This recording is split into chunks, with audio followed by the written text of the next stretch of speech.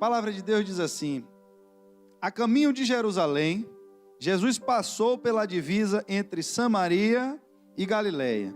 E ao entrar no povoado, 10 leprosos dirigiram-se a ele, ficaram a certa distância e gritaram em alta voz: Jesus, mestre, tem piedade de nós. E ao vê-los, eles disse: vou mostrar-se aos sacerdotes. E enquanto eles iam, foram purificados. Um deles, quando viu que estava curado, voltou, louvando a Deus em alta voz. Prostrou-se aos pés de Jesus e lhe agradeceu. E este era samaritano. E Jesus perguntou: não foram purificados todos os 10? Onde estão os outros 9? Não se achou nenhum que voltasse e desse louvor a Deus, a não ser este estrangeiro. Então ele lhe disse: levante-se e vá, a sua fé salvou. Feche seus olhos. Pai, estamos aqui, Senhor, nessa noite, para entendermos o que o Senhor quer falar com a tua igreja. Que o Senhor abra o nosso entendimento, meu Pai, os nossos olhos espirituais, e derrame a tua graça. Senhor, pedimos, meu Pai, que enquanto esse culto estiver instaurado, enquanto essa igreja, Senhor, estiver neste local, meu Pai, que todo espírito de demônio seja retido agora, Senhor, na dimensão celestial. Meu Pai, todo espírito, Senhor, de Exu Caveira, todo espírito, Senhor, de tranca-rua, todo espírito, Senhor, que traz intriga, que traz confusão, que traz guerra, nós repreendemos, Senhor, agora em nome de Jesus. Meu Pai, assim como o Senhor mandou, Senhor, os teus arcanjos ali, para que a tua palavra descesse, Senhor, e chegasse a revelação da oração até Daniel. Eu peço, Senhor, que nessa dimensão espiritual aqui, aonde nós estamos nessa igreja, que nesse círculo territorial desse bairro, meu Pai, seja instaurado agora, Senhor, os teus anjos guerreiros, meu Pai, com espada na mão, e que toda atividade de demônio tenha que parar, Senhor, agora. Porque nós sabemos que essas pessoas agem, Senhor, pela influência, meu Pai, desses espíritos que querem ver morte, querem ver sangue. Meu Pai, o Senhor tem me mostrado, Senhor, que antes desse bairro ser instaurado, aqui já foi derramado, Senhor, muito sangue, muito bode, Senhor, muita oferenda. Já houve invocação de muito demônio aqui nesse lugar. E esses espíritos se instalaram aqui, mas eles vão ter que sair em nome de Jesus. Nós não aceitamos mais, Senhor, eles no nosso território. Nós pisamos os pés aqui, Senhor, com pés proféticos. Nós nos instalamos aqui, Senhor, e onde a luz chega, as trevas vão ter que bater em retirada. Senhor, desfaça, meu Pai, nessa noite todo o plano diabólico, Senhor, para que haja guerra, para que haja confusão, porque o Senhor é o Deus da paz. Meu Pai, faz com que, Senhor, haja, meu Deus, uma mudança, meu Pai, na estrutura desse bairro, que haja, Senhor, uma mudança, meu Deus, radical, nessa estrutura que impede as pessoas de virem à tua casa. Nós decretamos a paz, estabelecemos a paz nesse lugar, porque nós, Senhor, temos autoridade, meu Pai, sobre o lugar em que estamos, e declaramos que esse território é teu. Pela fé, meu Pai, nós tomamos posse do que é nosso, e queremos essas almas também, meu Pai. Nós não aceitamos perder essas almas, Senhor. Traz, meu Pai, um Espírito Santo, meu Deus, sobre esse lugar, e converte, meu Deus, o coração desse povo, em nome de Jesus. Aleluia. Apressados para pedir e tardios para agradecer. Apressados para pedir e tardios para agradecer. Queridos, essa é uma verdade, uma realidade, que ela tem a ver com o coração íntimo do ser humano. Tem muitas instituições, muitos organismos que contratam, que vendem serviços, que eles se aproveitam exatamente desse nosso íntimo. Nós gostamos muito dos nossos direitos, mas temos uma certa dificuldade de entender nossos deveres. Nossos deveres. Você vai contratar o seguro de um carro. Quando você chega, o vendedor ele não lhe diz todas as dificuldades que você vai ter quando você tiver que acionar o seguro por conta de um sinistro. Ele não vai fazer isso. Mas ele vai lhe dizer todas as vantagens que você tem. ele vai lhe dizer que você tem seguro com guincho 24 horas, que a franquia é muito baratinha e que você, até o chaveiro, até se entupir a pia da sua casa, você aciona o seguro e o cara da seguradora vai lá desentupir sua pia. Se a chave da porta da sua casa quebrar, ele vai lhe dizer um monte de direitos que você tem e o preço baixinho que você vai ter que pagar pelo aquele serviço. E aí nós, tão apressados que somos em querer saber os nossos direitos, não nos atentamos e às vezes nem nos interessamos em perguntar quais são os nossos deveres. E aí quando acontece um acidente, você, todo seguro, vai ao seguro acionar para receber a sua franquia, e aí ele vai mandar agora um perito analisar o acidente para ver o que aconteceu. E às vezes ele vai pegar o seu carro e vai olhar que tinha um dispositivo de som, e aí o técnico ele vai olhar e vai ver que aquele dispositivo foi desbloqueado, para você poder assistir a tela enquanto dirigia. E aí a seguradora vai lhe mostrar que você perdeu o direito de receber o reembolso que você tinha pelo sinistro do seu veículo, porque você mexeu em um dispositivo eletrônico do seu carro. Você alterou uma configuração original do seu carro. E aí você vai perguntar, mas o vendedor não me disse isso? Ele não me falou nada. Mas você perguntou? Quando você vai assinar aquele contrato que está lá bem grande, dizendo tudo que você vai ter direito, as linhas pequenas, eu vejo isso acontecer direto, com às vezes serviço, agora nem tanto que está tudo sendo feito por telefone, mas antes você ia lá no posto contratar ou TV a cabo ou celular, aí você ia, estava lá, quanto é? É R$ 39,90, aí o cara ia, assinava, comprava tudo, aí na linha pequena estava escrito lá, é promoção válida por 6 meses, depois o valor vai para R$ 250, e se você cancelar a multa é 2.000, aí quando o cara estava pagando, que estava feliz, e aí dizia para o vizinho, chegava no trabalho dizendo, rapaz, botei uma TV lá em casa agora que passa tudo, meu irmão, até o culto na igreja eu assisto em casa. Aí, chega no 6º mês, o cara vai chegar para o colega e dizer, meu irmão, vem uma conta de R$ 200, aí liga para o advogado e quer processar todo mundo. Aí o advogado vai perguntar, você leu o que está escrito no seu contrato? Aí o cara vai dizer que não, porque ele só se atentou aos seus direitos, mas não se atentou aos seus deveres. E dentro dessas relações, irmãos, que nós temos, a ingratidão é um reflexo disso. A ingratidão, irmãos, é uma das piores misérias que existe para destruir os relacionamentos entre as pessoas. A ingratidão. É você ser recebido por alguém, é você ser bem tratado por alguém, é alguém investir alguma coisa em você, alguém investir sobre a sua vida, e quando você se sentir agora confortável e seguro, você se sentir no direito de virar as costas para aquela pessoa e não lhe dar nenhum retorno, nem um reflexo, nem uma satisfação por tudo que você recebeu. É um dos pilares da destruição dos relacionamentos humanos, é a ingratidão. E isso se reflete também no nosso relacionamento com Deus. E o que é que eu tenho que entender sobre isso? Ora, a Bíblia está contando uma história de leprosos. Por que 10 leprosos, aqui a Bíblia fala sobre eles? Irmãos, naquele tempo, lepra não tinha cura. A lepra é uma doença altamente contagiosa. Veja, nesse período de pandemia de coronavírus, a histeria social que se tomou. Se tivesse alguém aqui dentro da igreja e levantasse a mão e dissesse, eu estou com coronavírus, talvez todo mundo se levantasse e saísse correndo do ambiente.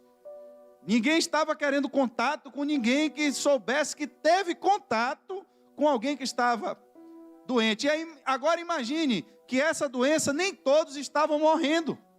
Agora imagine que a lepra não tinha volta. Uma vez leproso, você ia morrer com aquela doença. E diferente do coronavírus, ela não ia lhe matar rápido, mas era uma doença que ia lhe matando aos poucos. A primeira morte que você sofria era a morte social. Porque não importava se você era branco, preto, rico, pobre, grande, pequeno. A partir do momento que você fosse diagnosticado com lepra, você seria excluído da sua casa, você teria que abandonar os seus bens, abandonar o seu negócio e teria que ficar distante da cidade. Porque se você entrasse na cidade, as pessoas se sentiriam no direito de lhe matar para não colocar em risco a sociedade. Primeira morte, a morte social. E a segunda morte, a morte é emocional. Porque além de ser colocado para fora da cidade, você do meio social, você ia perder todos os seus relacionamentos afetivos. Você não ia mais se relacionar com as pessoas que você ama, você não ia receber mais o carinho das pessoas que lhe consideram. Você ia ter a segunda morte. E a terceira morte, a morte física, porque lentamente a lepra, ela é uma doença que vai surgindo feridas no seu corpo, você vai perdendo a sensibilidade e vai se acidentando sem perceber, e de repente o seu corpo, ele vai apodrecendo com você vivo. Você vai ficando com feridas expostas, mal cheirosas, e a única pessoa que se relacionava com leprosos eram leprosos. E a Bíblia diz que esses 10 leprosos acharam entre si um refúgio, acharam entre eles mesmos uma espécie de sociedade, entre eles mesmos uma espécie de família, para tentar suprir aquilo que eles perderam por causa da doença. Eles constituíram ali entre eles, talvez, uma comunidade de leprosos. Eu não posso lhe afirmar porque a Bíblia não diz, mas é possível, irmãos, que no meio daqueles leprosos tenham pessoas ali que eram bem-sucedidas na sociedade, pessoas que tinham posição social, pessoas que tinham dinheiro, que tinham fama. É possível que sim, eram 10, mas um fato comum a todos colocou todos no mesmo destino. O destino de viver agora isolado de tudo. O destino agora de perder tudo que um dia eles conquistaram. Até que, no caminho daqueles leprosos, vai passando alguém chamado Jesus. E quando Jesus passa pelo caminho de uma pessoa, é impossível que a vida daquela pessoa permaneça igual. Mas tem um grande perigo aqui, irmãos, e é esse perigo que eu quero lhe mostrar. Porque quando nós procuramos Jesus, muitas vezes o nosso anseio é de falarmos sobre os nossos problemas imediatos. Uma coisa que quando eu tive pela primeira vez essa revelação, eu me lembro que quando eu preguei isso a primeira vez, para mim foi algo muito impactante, porque eu nunca tinha percebido e nunca tinha visto ninguém falar sobre isso dessa forma como o Espírito de Deus me revelou. A necessidade imediata do ladrão da cruz, porque era legítimo que todos estavam pedindo, e se eu tivesse lá, eu já disse isso aqui, eu pediria a mesma coisa. Ô Jesus, espera aí, bora descer da cruz aqui, e depois a gente resolve outra coisa, depois eu me arrependo, depois eu me batizo, depois faço qualquer coisa, mas agora o prego está aqui enfiado na mão e está doendo, meu irmão, para respirar está ficando difícil, e eu vou morrer aqui pendurado nesse negócio. Eu sei que o Senhor é filho de Deus, eu não estou duvidando não, mas dá um jeito de me tirar daqui, irmãos. É isso que a gente, essa é a nossa natureza humana. A coisa aperta para a gente, o problema chega, e a gente corre para Jesus sempre resolver o nosso problema. Mas eu não sei por que caminho passou uma revelação do Espírito de Deus àquele homem, que ele entendeu que o problema que ele estava enfrentando era a morte, mas ele conseguiu ver além da morte. Ele conseguiu ver o reino de Deus. E ele agora, vendo o reino de Deus, ele disse: ei, esse negócio de morrer aqui, para mim agora está sendo lucro. A única coisa que eu preciso é que ele me receba para onde ele está indo. Senhor, lembra de mim. Não importa mais se eu estou na cruz, não importa se eu vou morrer. A única coisa que eu quero é que o Senhor lembre de mim quando o Senhor entrar no teu reino. Lembre de mim quando o Senhor entrar no teu reino. Vamos morrer todo mundo aqui, mas agora morrer para mim, eu não quero nem descer daqui, porque possa ser que eu volte a viver uma vida de pecado, pode ser que eu desça da cruz para roubar novamente, eu quero o que está depois. Então lembre de mim quando o Senhor entrar no seu reino. E essa parte, irmãos, dessa revelação do ladrão da cruz, da obra salvadora e redentora, é a que muitas vezes está se perdendo dentro da igreja. Porque a gente está como o leproso, gritando só apenas para ficar livre da lepra. Tudo que a gente quer é ficar livre da lepra. Jesus disse: vá se mostrar ao sacerdote. Se Jesus quisesse dizer, fique curado, ele não poderia? Poderia. A gente vê Jesus fazer milagres e os mesmos milagres de uma forma tão diferente. A gente vê que não há um modelo, o problema não estava na forma como ele fazia o milagre, mas era ele quem fazia o milagre, porque era ele quem fazia, ele fazia o milagre da forma que ele queria. E nesse caso ele disse, vão se mostrar ao sacerdote. Por quê? Porque na lei, quem estava apto a julgar quem era leproso ou não, era o sacerdote. Se você tivesse suspeita, se você for ler os livros de Moisés, você vai ver as instruções que Deus deu. Os sacerdotes, eles eram treinados. Então, se aparecesse uma mancha em você, você ia até o sacerdote, para o sacerdote lhe examinar. E aí, a Bíblia vai dizer que Jesus disse que era para eles irem se mostrar ao sacerdote. Pelo texto, irmãos, a gente entende, preste atenção, a gente entende pelo texto que não houve um milagre instantâneo. Porque a Bíblia vai dizer assim, ó, enquanto eles iam, é que foram purificados. Eles podem ter olhado para eles mesmos e não ter visto nada, mas Jesus disse, vá se mostrar aos sacerdotes. Eu lhe pergunto, o problema desses homens foi fé? Primeiro, porque não foi fé? Porque eles já pediram a Jesus, crendo que Jesus tinha poder para curá-los. Mas Jesus não disse, sejam curados. Porque tem muita gente que nesse primeiro teste já perde. Ele vem para a igreja com um problema, entra aqui e senta e diz, meu irmão, hoje é o dia que eu vim por tudo ou nada. Ou Jesus faz uma obra na minha vida, ou então eu não quero saber de mais nada de crente. Aí Jesus, vá se mostrar ao sacerdote. Meu irmão, esse negócio de Jesus está fora. Está vendo que eu disse que esse negócio, ainda tenho que ir para sacerdote? Tem gente que não quer passar pelo processo. Você chega na igreja com um problema, você tem um problema, você já é crente, mas está com um problema na sua vida, você ora. Mas nem sempre o resultado da oração vai ser aquilo que você imagina. É como o irmão Estênio disse, vocês têm que aprender isso. Irmãos, eu tenho muito cuidado com revelação de Deus. Tenho muito cuidado. Porque você, às vezes, Deus lhe mostra uma coisa, mas a interpretação do que viu, às vezes é você que faz. E você tem que tomar cuidado com isso. É como, eu nem lembrava mais disso. Ele falou aqui, eu lembrei. Eu disse a ele, irmão Estênio, eu vejo o senhor chegando lá naquele lugar com a caixa de presente na mão. Não foi exatamente isso? Agora, o que isso significa? Eu disse a ele, eu não sei. Possa ser, foi assim mesmo que eu lhe disse? Eu me lembrei quando o senhor falou. Possa ser que seja, o senhor levar um presente para alguém lá, alguma coisa. Deus quer fazer, não sei. Ore que Deus vai lhe dar um discernimento. Mas eu vi isso. Aí eu recebo o vídeo depois da igreja toda agradecendo a Deus pela vida dele. Porque ele foi o presente que estava sendo levado para aquela igreja. Ele estava levando com as mãos dele, né? A obra das mãos dele. Então, irmãos, eu vejo muita gente se precipitando, eu vejo gente sem vida com Deus, toda atrapalhada, atribulada, querendo profetizar na vida dos outros. Irmãos, tome cuidado com quem profetiza na sua vida, irmãos.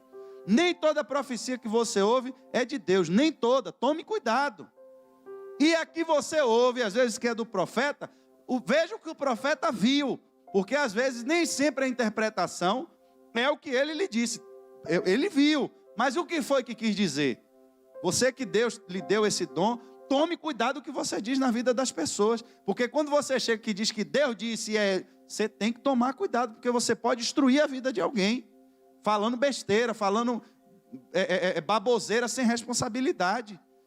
Você falar em nome de Deus, irmãos, tome cuidado. Porque não é brincadeira. Isso aqui, igreja não é brincadeira. Falar em nome de Deus não é brincadeira. Exige responsabilidade. E aí, Jesus chega e diz agora para aqueles leprosos, vocês têm que ir se mostrar ao sacerdote. Tem um processo. Vai acontecer, mas não é do jeito que você quer. Só que observe, a gente ainda está no primeiro momento. E qual é o primeiro momento? É o momento da necessidade imediata. Aqueles leprosos, tudo que eles queriam era ser curados. Preste atenção, o problema deles era o quê? E se eu lhe disser que o problema não era só a lepra? O problema não era a lepra, o problema é porque as pessoas também não aceitavam a lepra. Porque se as pessoas aceitassem a lepra não seria problema. Então, o problema imediato, o que é que está me causando os outros problemas? Você está entendendo o que eu quero dizer? O problema era a lepra, não vou discordar de vocês. Mas o problema era a lepra por quê? Porque esse problema causava outros problemas. Exatamente isso. O fato de ser leproso em si não era só o problema. Ele sabia que ele ia morrer da lepra, sabia que aquela doença não tinha cura. Mas além desse problema, você ainda tinha outros problemas decorrentes desse problema principal. Então, tudo que eles queriam era, se resolver o problema da lepra, eu resolvo todos os outros. O que é que vocês querem? Eu quero ser curado. Você quer passar pelo processo? Você tem fé para passar pelo processo? Tenho. Eu sou uma pessoa de fé. E tem muita gente na igreja que você conversa que é assim. Eu tenho fé, meu irmão. Eu creio em Deus antes de ser crente. Amém. Que bênção. Mas para onde você tem canalizado a sua fé? Porque tem muitos irmãos que vão dizer Senhor, Senhor e vão parar no inferno. Tem muitos que estão dentro da igreja profetizando, estão curando, mas se tiver no pecado, vai para o inferno. Isso aqui não é lugar de brincadeira não, irmãos. Eu não estou aqui para ficar enrolando ninguém não. Não adianta você dizer que quer servir a Jesus e está envolvido com o pecado, porque vai para o inferno. Você está se enganando, você está perdendo sua vida. A Bíblia está dizendo que você é mais miserável do que o cara que está lá fora. Porque ele pelo menos está aproveitando a vida. E quando morrer ele já tem consciência para onde ele vai. E você está enganando a você mesmo. Achando que está enganando mais a quem? A Deus? Eu não tenho recompensa nenhuma para dar a nenhum de vocês não, irmão. Me enganar? Para quê? Ganha cargo na igreja? Isso dura quanto tempo? A gente tem que ter a consciência, irmãos. O ladrão da cruz, ele entendeu algo que era maior do que a dor dele. Ele entendeu algo que era maior do que a circunstância do momento dele. Mas a gente às vezes chega na igreja com problemas tão sérios. E não falo de chegar você, aceitar Jesus nessa condição. Mas falo de você às vezes já estar na caminhada. E ser acometido por uma lepra espiritual. Você já é crente. Você está na igreja. Você já serve a Jesus há 12 anos. Lepra prega em crente com 10 anos, com 12 anos. Pega em todo mundo, irmãos. A vida cristã tem seus obstáculos, tem suas fases. Esse negócio de que você levantou a mão uma vez, eu respeito quem pensa isso. Não tenho uma objeção e nem tenho nada aqui para poder ficar discutindo com ninguém. Mas eu acredito que você tem que guardar a carreira. Você tem que batalhar. Porque vai vir, irmãos. Aquele pastor que prega aqui, aquele pastor Eliomar, um dia eu estava mais crente do que todo mundo. Eu acho que eu perdi uns 10 quilos de tanto jejum que eu fazia. E era jejum e oração. Tinha dias que eu orava de noite ali na madrugada, na janela do quarto. Eu morava num apartamento que eu dizia que eu estava já mais perto de Deus, né? Era mais alto do que o monte, o apartamento. E ali, às vezes eu tinha a sensação que o céu ia abrir, eu ia sair voando. Eu orando de madrugada, um negócio, uma unção. E aí eu comecei a ficar vaidoso. Você deixa de ficar crente humilde. Você começa a julgar todo mundo. Ah, meu irmão, porque os crentes ninguém quer evangelizar. Irmão, eu era jovem, eu não tinha filho, não tinha mulher. Eu não trabalhava, tudo que eu fazia era estudar. Eu tinha tempo para ler a Bíblia, eu tinha tempo para... Aproveite você que é jovem. Você que ainda não está nessa fase. Porque, irmãos, depois vai ficar mais difícil. Aproveite. E eu estava lá, irmãos, voando no Espírito. Eu disse, agora o crente aqui sou eu. O crente aqui agora, ninguém aqui mais é crente. Se Deus descer aqui agora, não vai falar com ninguém antes de falar comigo. Isso acontece mais do que o que você pensa. Alguém chega na igreja e começa, e daqui a pouco ele acha que é mais crente do que todo mundo. Rapaz, esse pastor dessa igreja está em pecado, ele não evangeliza, ele não desce nos presídios, ele não sei o quê, não sei o quê. É assim. Eu estava nesse nível aí, já julgando todo mundo. Para mim, todo mundo não era crente, o crente só era eu. Aí aquele pastor que prega aqui, o pastor Eliomar, um dia chega na igreja, está eu lá e tocando e aquela coisa toda. Aí ele olhou para mim, no final do culto já, a última pessoa que ele falou. Ele tinha dado uma profecia para mim no dia anterior e disse para mim, eu não sei nem o que foi que eu falei com você ontem, mas quem ouve não esquece, né? Tome cuidado com os dardos inflamados de Satanás. Negócio de dardo de Satanás, meu irmão. Eu estou lutando capoeira espiritual, jiu-jitsu espiritual. Quando Satanás mandar esse dardo de lá, eu vou dar um rabo de arraia nele. finalizar ele aqui, ele vai ver. Vai ser rápido. Irmão, não demorou muito tempo. A gente acha que muito tempo é o quê? Para você que está vivendo dia a dia, 2 anos, 3 anos é muito tempo. Mas quando você fala hoje no passado, né, que você volta aí 15 anos atrás, parece que não foi nada, né? O intervalo dele, mas não durou isso, 2 anos, 3 anos. Tá eu um dia subindo a ladeira do condomínio onde eu morava, meu pai na frente, 3 horas da manhã, e eu decidido que ia sentar com ele para conversar e dizer que nunca mais na vida eu ia ser crente. Só durou 3 anos. O Superman, o diabo jogou a criptonita. E aí eu me acabei todo. Estava lá no chão, no pó, humilhado. Para entender, irmãos, que você tem que tomar cuidado, que você tem que vigiar, porque lepra pega. E depois que você pega, se você não tiver coragem de lutar e de clamar por Jesus para poder lhe libertar, você vai morrer com essa lepra. Porque crente velho pega doença também espiritual. Por isso que tem a palavra renovo. Tem horas que a gente precisa renovar. Eu já consegui matar 2 pés de pimenta. Matar não, que esse agora não morreu. E nem o outro também. Mas já consegui destruir 2 pés de pimenta carregados por motivo diferente. Um eu contei aqui, que começou a dar praga. Eu botei veneno. O veneno, a praga era resistente ao veneno que eu botei, eu dobrei a dose. Aí matei a pimenteira para poder matar a praga. Aí levei para casa da avó de minha esposa, ela podou todinha, recuperou, a pimenta deu fruto, graças a Deus. Aí já plantou outra, o nosso saudoso irmão Edivaldo. Eu tinha uma brincadeira com ele, isso nunca vai sair da minha memória, que era de comer pimenta. Um dia eu fazendo molho para ele, eu pisei tanta pimenta que a pimenta voou na minha pele. Fiquei todo queimado de pimenta. Do tanto que a gente comia. E eu tive que parar de comer pimenta porque estava fazendo mal ao meu estômago. Aí eu fiz um molho para ele lá, meu irmão, que eu só via o meu saudoso comendo e tossindo. Pastor, essa tá forte. Aí ele foi para 7 portas, não foi, Val? Comprou a pimenta e disse, eu vou pegar o pastor. Foi meu último encontro com ele. O último. Foi o aniversário da irmã Aline, a gente estava em meio à pandemia. Quando eu cheguei lá, foi fazer uma oração. Aí, irmão Val me disse no caminho, aí de volta está com a pimenta para lhe pegar. E aí, quando eu cheguei lá, ele botou um molho, só que molho de pimenta, se você deixar na geladeira um tempo, não arde mais, né? Aí eu fiquei com vergonha de dizer que não estava ardendo. Aí eu disse, não, vou comer uma galinha aqui. Cadê, irmão Gil? A galinha, aí, irmã Gil trouxe umas galinhas fritas e vai eu lá. Irmã Edivaldo trouxe uma pimentona vermelha mesmo. Depois que eu fui descobrir que é a pimenta mais ardida do mundo. Agora pergunte onde foi que ele achou. Chama Carolina Reaper. Você pode procurar depois aí. É uma pimenta americana, é a mais ardida do mundo. Só que o irmão Val já tinha dado a deixa para o pastor não foi de vez. Eu comi só um pedacinho da pimenta, mas irmão, foi bater a boca, ficou queimando até a hora que eu saí de lá. Eu pedi a ele o caroço, umas 3 para levar. O pastor Hélio fez a muda, plantou e aí a avó dela estava ainda com o meu caqueiro antigo. Rapaz, a pimenta ficou linda, imensa. E aí já estava querendo nascer, eu levei para casa. Aí começou a crescer uma.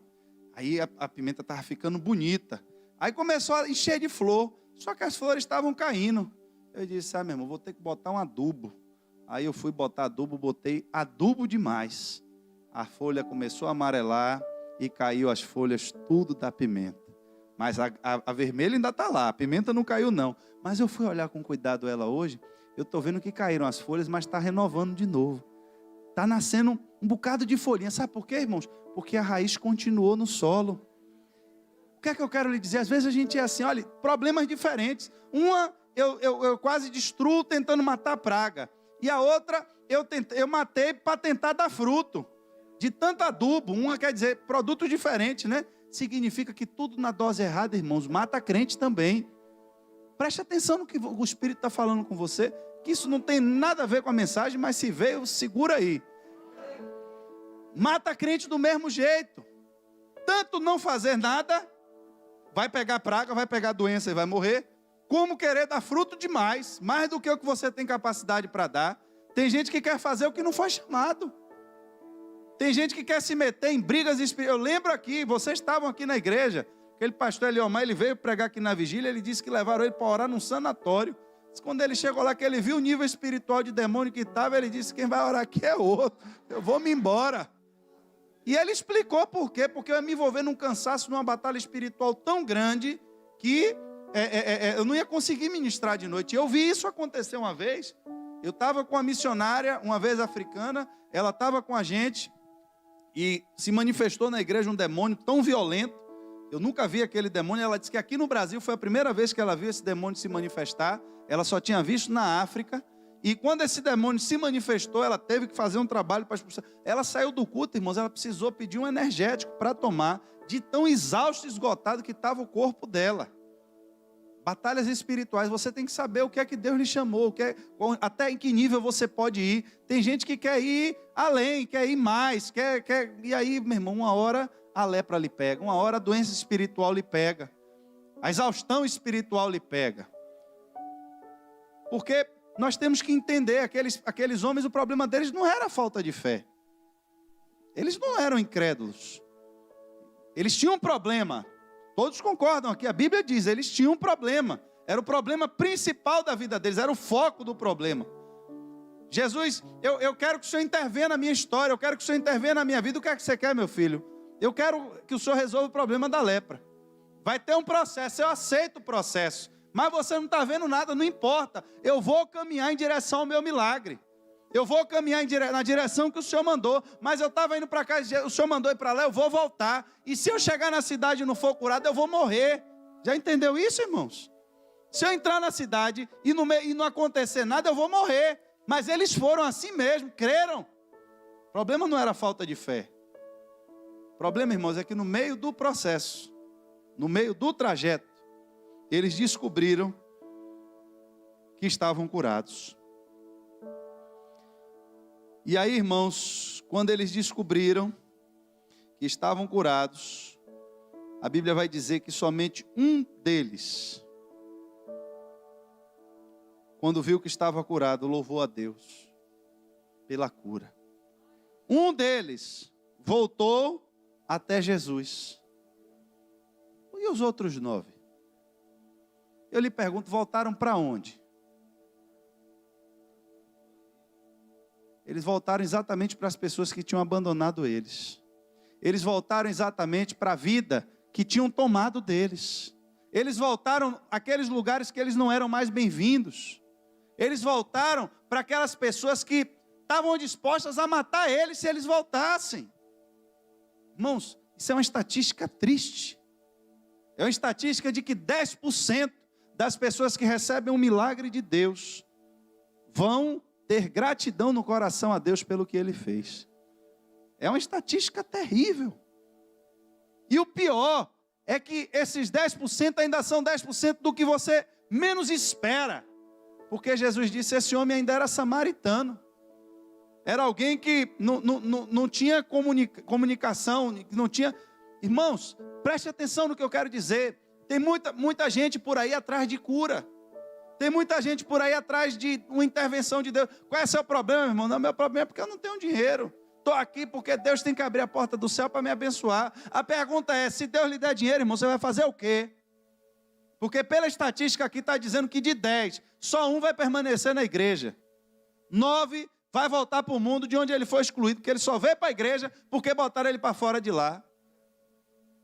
Uma vez Deus me usou para falar com um rapaz que a gente estava trabalhando na vida dele, a gente estava ministrando sobre ele, e Deus começou a abrir as portas, e ele voltou para o mundo, voltou para a droga, voltou para a bebedice, e aí Deus começou a trazer coisas sobre a vida daquele homem, a humilhação que ele sofria quando ele estava no mundo antes dele ser crente, porque drogado não arruma emprego, drogado e alcoolizado não arruma emprego bom e nem fica em emprego bom. E ele viciado na rua, sem dinheiro, ia beber nos bares, os colegas fugiam dele. Tinha uns que eram mais sinceros e diziam, olha velho, a gente não quer você aqui, porque você é serrão. Os colegas tinham droga, escondia dele, se escondia, não atendia o telefone dele, ele era humilhado. Mas no dia que ele veio para Jesus, Jesus começa a consertar a vida, começa a abençoar. Ele começa a ganhar o dinheiro. E agora ele vai gastar o dinheiro aonde? No meio dos colegas que humilhavam ele. Agora ele vai pagar bebida para os colegas que um dia disseram a ele: ó, meu irmão, não sente na nossa mesa não, porque você só senta aqui para serrar. Ele vai sentar na mesa daqueles que um dia bateram o telefone na cara dele, não atendeu a mensagem dele. Foi para esses que ele foi levar agora a bênção que Deus deu a ele. Eu lhe pergunto, irmãos, onde estão esses 10 hoje? Todos mortos, todos morreram. Só que para esse que voltou, ele recebeu algo que os 9 não receberam. Porque a fé, preste atenção no que eu estou lhe dizendo, porque eu estou falando sobre algo que hoje tem movido multidões. Tem multidões desenvolvendo fé, e eu estou lhe dizendo que é uma fé em Deus mesmo. Não é errada não, não é pecado não. É uma parte do evangelho. É uma parte do processo. Você, para crer em Deus, você tem que crer que Deus é o Criador de tudo, que Deus tem prazer em lhe abençoar. Irmãos, não dá para você ser crente se você não crer dessa forma. A Bíblia diz que você precisa crer que Deus tem prazer em lhe abençoar. Senão você está crendo em outro Deus e não no Deus da Bíblia. Porque o nosso Deus, Ele tem prazer em ver os seus filhos bem. Ele não tem prazer em ver seus filhos sofrendo. Mas Deus não vai lhe dar algo se Ele souber que você vai se destruir com isso. Mas às vezes Deus não dá, mas você corre atrás, você vai fazer o que for e vai pipocar tudo na vida para conseguir o que você quer e depois você mesmo se destrói. Eu quero fama. Você quer fama para quê? Você já se perguntou? Você quer fama para quê? Você quer ficar conhecido para quê? Para ter honra, para ter prestígio. Para quê? Para no final de tudo você descobrir que nada valeu a pena? Irmãos, pedimos coisas a Deus que a gente não tem noção. Eu quero servir a Deus. Você quer servir a Deus? Aí Deus quer que você vá pregar numa igreja onde não tem ninguém, onde não tem câmara, onde não tem. Aí você vai lá fazer a obra de Deus. Aí você vai e prega. Aí depois Deus diz: olha, o cara está me honrando no meio das ovelhas, está tocando bem para as ovelhas. Vou pegar das ovelhas agora e vou botar no palácio do rei. A pergunta é: a sua postura continua sendo a mesma? Se lhe chamar de volta para ir tomar conta das ovelhas, você está disposto a ir? Você entende que o mesmo Deus que lhe bota na ovelha é o mesmo que lhe bota no palácio? Porque infelizmente, irmãos, de 10, 9 vão tentar se segurar dentro do palácio. Vão achar que agora é uma humilhação para eles ter que voltar para cuidar de ovelha de novo. Esses aí não entenderam o que é ser guiado por Deus. Deus já me levou nesse nível, irmão, agora eu vou descer de novo. E eu tenho visto muita gente na minha caminhada ficar no meio do caminho por isso. Porque não entende o projeto de Deus, não entende o processo de Deus. Vai chegar a sua vez, irmãos, vai chegar a sua hora. Mas a hora de quê? A hora de você fazer o que Deus quer. E o que é que Deus quer? Não sei, pergunte a Ele. Mas o que importa para você é você saber que está fazendo o que Ele quer. E não o que você quer. E não o que você acha que deve. Porque nós temos os nossos desejos, as nossas vontades. Mas muitas vezes essas vontades é prejudicial a nós mesmos. Mas eu quero. E aí Deus dá. E às vezes Deus dá coisas que seria para o seu bem. Mas quando você recebe, você não desenvolve esse sentimento aqui. Porque os 9 receberam, desenvolveram a fé. Desenvolveram a fé em Deus. Foram obedientes, inclusive. Foram no caminho que Jesus disse que era para ir. Receberam a cura. E aonde estão esses 9 na igreja agora? Não, na igreja eles não estão mais, foram embora. Eles tinham perdido a vida deles, irmãos. A vida deles já estava condenada. Se Jesus tivesse perguntado a eles: o que é que você quer? Você quer continuar excluído da sociedade? Ou você quer que eu lhe cure para você me seguir? Com a condição de você me seguir. O que é que você acha que ele teria escolhido? Você quer viver aqui preso, nesse cativeiro da lepra? Ou quer a cura da lepra com a condição agora de me seguir?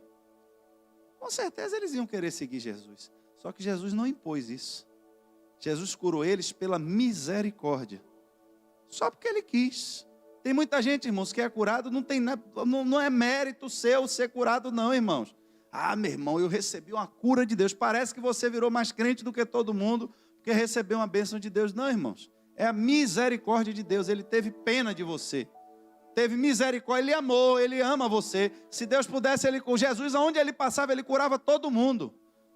Você vai ver, Ele curou ali os doentes. Estava ali, meio mundo de doente. Tinha doente que era gente boa, tinha doente que era gente ruim, tinha doente que estava devendo aos outros, tinha doente ali que dava calote, tinha doente ali que já tinha matado o outro. E Ele curou todo mundo. Mas nem todos que foram curados foram salvos. Tem muita gente dentro das igrejas que estão sendo abençoados, estão dando testemunho de que são abençoados, mas eu lhe garanto que nem todos vão ser salvos. Porque eles estão correndo atrás de Jesus apenas para resolver o problema da lepra. Estão se escondendo dentro da igreja.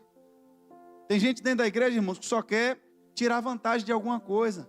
Ele só está aqui se ele puder estar em evidência, se sobrar um dinheirinho de alguma coisa para ele. A igreja vira uma forma dele tirar proveito de alguma coisa. Irmãos, dos olhos de Deus ninguém se esconde. Você pode se esconder do pastor, você pode se esconder dos irmãos, mas tenha certeza, irmãos, no dia que Ananias e Safira chegaram no altar para oferecer a oferta deles, Pedro pergunta: rapaz, por que você deixou Satanás induzir o seu coração a mentir contra o Espírito Santo de Deus? Vocês não estão apresentando nada ao Pai. Irmãos, isso é bobagem. E ali você vê agora que um só leproso reconheceu que ele não foi curado porque ele merecia ser curado. Ele não foi curado porque ele era bonzinho. Ele não foi curado porque ele cumpriu tudo que a igreja pediu. Ele foi curado porque ele deu os dízimos e as ofertas. Não, irmão, ele foi curado, ele reconheceu, porque Deus foi misericordioso e bondoso comigo. E agora eu devo uma gratidão a Ele. Eu tenho que voltar para agradecer. E quando ele volta, Jesus diz: agora você desenvolveu uma outra fé. Você desenvolveu uma fé salvadora. A sua fé o salvou. Além daquele homem ter sido curado das suas enfermidades físicas, além dele ter recebido um milagre, ele agora recebeu a salvação. Eu tenho certeza, irmãos, que se a gente estivesse vendendo só milagre, se a gente estivesse aqui buscando a Deus só por causa de milagre, atrairia muito mais pessoas. Se a gente estivesse aqui invocando o poder de Deus apenas para milagres, eu tenho certeza que muita gente se empolgaria mais, porque na verdade elas querem Deus apenas para resolver os seus problemas, resolver as suas dificuldades. Mas se elas fossem libertas daquela lepra, daquelas prisões, daquelas dificuldades que elas têm, a pergunta é: será que o coração delas seria verdadeiro em Deus? Será que haveria reconhecimento de verdade de quem é Deus? Porque independente, irmãos, de qualquer outro fator, todos nós estávamos condenados pela lepra do pecado. E a Bíblia diz que para curar essa lepra, Jesus ele teve que derramar o seu sangue. A pergunta é: só em saber disso, qual é o nível de gratidão que a gente tem desenvolvido? Às vezes vamos fazer algumas coisas para Deus e nos sentimos obrigados. Pesado, um fardo. Vir para a igreja é um cansaço. Vir para a igreja é um fardo para muita gente. Ih, rapaz, hoje tem culto de novo. Ô igreja para ter culto. Esse negócio de tanto culto, eu acho que eu vou ficar em casa mesmo, que aqui eu sento no sofá e presto o meu culto a Deus. Amém, irmão, se a sua fé é essa. Mas a Bíblia mesmo lhe diz que sacrifício a Deus que não custa nada não tem valor. A fé, você pode desenvolver ela, pode ser abençoado, pode. Você pode desenvolver a fé e ser curado, pode. Mas no fim das contas, é quando você reconhece quem Deus é. Quando você reconhece o que Ele já fez na sua vida. Quando você reconhece aonde você estaria nessa noite, aonde você estaria gastando o seu dinheiro, aonde você estaria gastando sua saúde.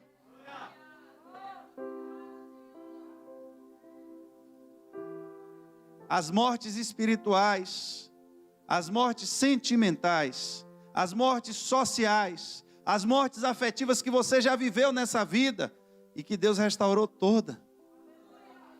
Ele lhe deu uma nova família. Ele lhe deu um novo convívio afetivo.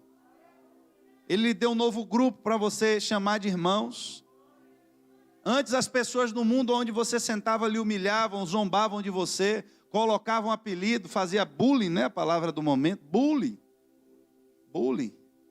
E agora você está no meio onde as pessoas lhe elogiam, onde as pessoas lhe valorizam, onde as pessoas estão aqui para lhe ajudar, uma família espiritual que Deus lhe deu, onde todos estão lutando e batalhando contra a lepra, e às vezes não valorizamos a família que Deus nos deu, não valorizamos o milagre que Ele já fez na nossa vida.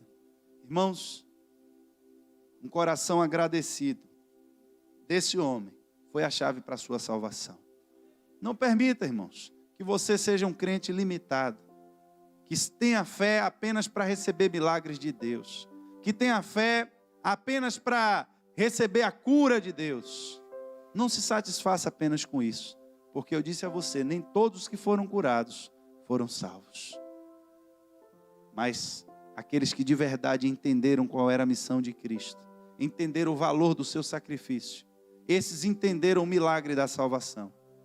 E os que desenvolveram agora uma gratidão e um amor a Deus por tudo que Ele já fez, certamente desenvolveram a fé que salva. Aqui Jesus disse, agora você não vai curado só da lepra, mas a sua fé lhe salvou. Fique de pé nessa noite.